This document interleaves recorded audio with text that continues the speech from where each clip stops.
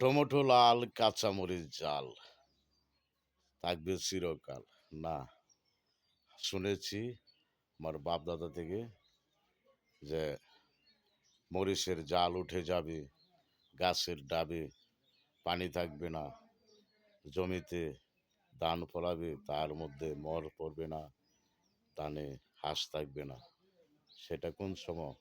কিয়ামতের কিছুদিন পূর্বে, মানে কিছুদিন আগে এটি থাকবে না, মরিচের জাল থাকবে না।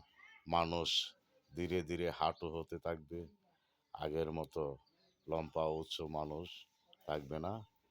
কোটা দিয়ে নাকি বেগুন পাড়তে হবে। এখনোই কিছু আলামত শুরু হয়েছে। গাছের ডাবে পানি পাওয়া যায় না মধ্যে মধ্যে। মানুষের ইমান শক্তি হারিয়ে ফেলবে, ইমানের শক্তি কমে যাবে। যে মৌলবি যেটা করবে সেটাই বিশ্বাসে আনবে, বিশ্বাস করবে। আল্লাহর রাসূলের উপর ইমান লাগতে চাইবে না, মৌলবীরা যেটা কয় সেটাই শুনবে, আল্লাহ রাসূল মানবে না। তারা নিজেকে নিজে বড় মনে করবে। আমার বাবাও একজন মৌলবী ছিল, আমার বাবা বলেছে, আমার দাদাও মৌলবী, আমার নানাও সুলতান, মৌলানা শাহ সুলতান। উনি নন্দনপুরের মুরিদ ছিল, শাহ খলিল। আমার বাবাও ছিল, আমার দাদাও ছিল। তো ওরা বলেছে, আমার বাবা বলেছে, শুনেছি। আমার নানাও আমার দাদাকে তো দেখি নাই, বাবা বলেছে, নানা মা আমার মাও বলেছে নানার কথা, আমার দাদার কথা। আমার বাবা তো আমি বাবার কথা, বাবার কাছ থেকে সব কিছু জেনেছি, শুনেছি, তাই শিক্ষা শিক্ষা নিয়েছি।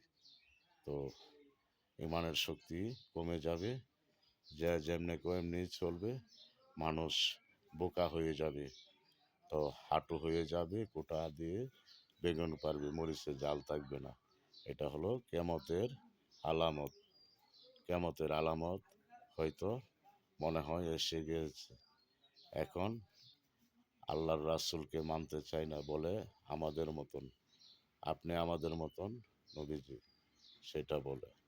নবীজির আমার ইমাম হাসান হোসেনকে, পাঞ্জাতনকে ছোট করে কথা বলে, হযরত আলীকে বলে মদ খেয়ে নাকি নামাজ পড়েছে, এইসব বলে। সে মৌলবি না, সে মৌলবীর নামে পশু জানোয়ার। সে সেই কিয়ামতের আলামত এসে গিয়েছে। বাংলার, বিশ্বের যত আল্লাহর প্রেমিক, নবী প্রেমিক আছো, আল্লাহর বান্দা, নবীর উম্মত, তোমরা হুঁশিয়ার থাইকো, সাবধান থাইকো।